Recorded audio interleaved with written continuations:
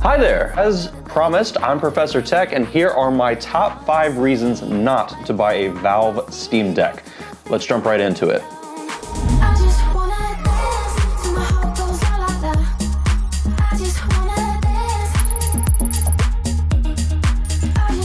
You just want to play Switch games. This one probably seems stupidly obvious, but hear me out. I've actually had multiple conversations with people who see someone like myself or another heavy techie, and they find the appeal of the Steam Deck to be really cool and so awesome, and with the things that we can do with it. They say things like, you can play retro titles and you can play Mario games from various different consoles. And yeah, you can do that, but you can also do it for $199 USD plus tax by purchasing a Nintendo Switch Lite. And I say this because most of the people that find the Steam Deck so interesting that aren't that super familiar with emulation or PC gaming have no idea what they're about to jump into when it comes to adjusting settings, installing applications, using Proton and compatibility layers. To the average user, this can be daunting and potentially put them off portable or even regular gaming in general, which means we lose one of our community members. So if all you want to do is play the most recent Mario games, Legend of Zelda, things of that nature,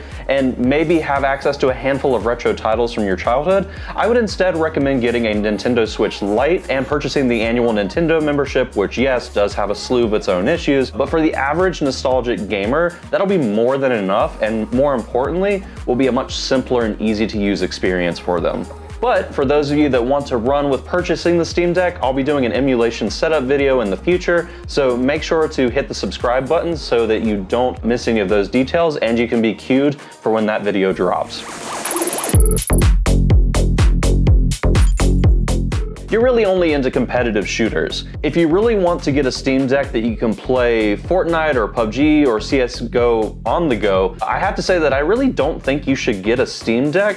Now, if you have a lot of games in your library and you would like to be able to play competitive shooters as a part of that, and those are just some of the games that you want to play, then maybe yes, by all means, full steam ahead on the Steam Deck. But if these types of games are your bread and butter, your main event, your creme de la creme, your main meal after the appetizer, then I would not recommend the Steam Deck to you. While it is true that you can create a semi-usable desktop setup using the Steam Deck and a docking station combined with the keyboard and mouse, the overall power of the system is a bit lacking for super high frame rates and significant resolution, which in certain competitive esports titles can be a big factor in their performance. And another factor to consider is that in esports titles, particularly shooters, we often rely on sound. And while yes, you could invest in a really nice set of noise canceling headphones, consider the situations that you'd be in playing those titles portably. While noise canceling is amazing and great, it's not 100%, and the subtle amount of noise that makes its way into the headphones can often prove to be distracting coming from things like public airports, train stations,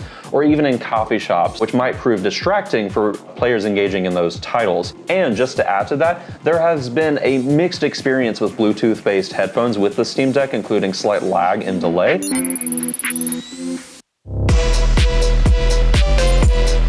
You want everything to just work. Simple.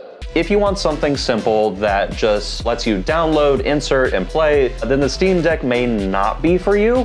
While yes, it is true that there's a massive number of games available on Steam that are deck verified, meaning that they run mostly well on Steam Deck, many of the games you may own on Steam or PC already may not currently be compatible, including some older titles that the Steam Deck is more than capable of running were it not for compatibility issues. This has nothing to do with the power of the system. So if you're someone who already owns a bunch of Steam games, I would instead recommend looking at the store pages for the games that are verified and that you would want to play in a portable setting and see what the compatibility is with the Steam Deck. Also cross-reference that with online forums, because sometimes I've seen games that are verified that have known issues and games that are listed as unplayable that are totally fine. Sometimes it's just a matter of tweaking small settings and adjusting things a little bit, and you can get games that are listed as playable and unplayable to work, but it does require some tinkering. Definitely check Reddit and other sources to see if the games you want to play are a decent experience, and maybe don't invest in a Steam Deck if you are opposed to tinkering or modding the console in any way, because you most likely will have to change some settings to get optimal performance.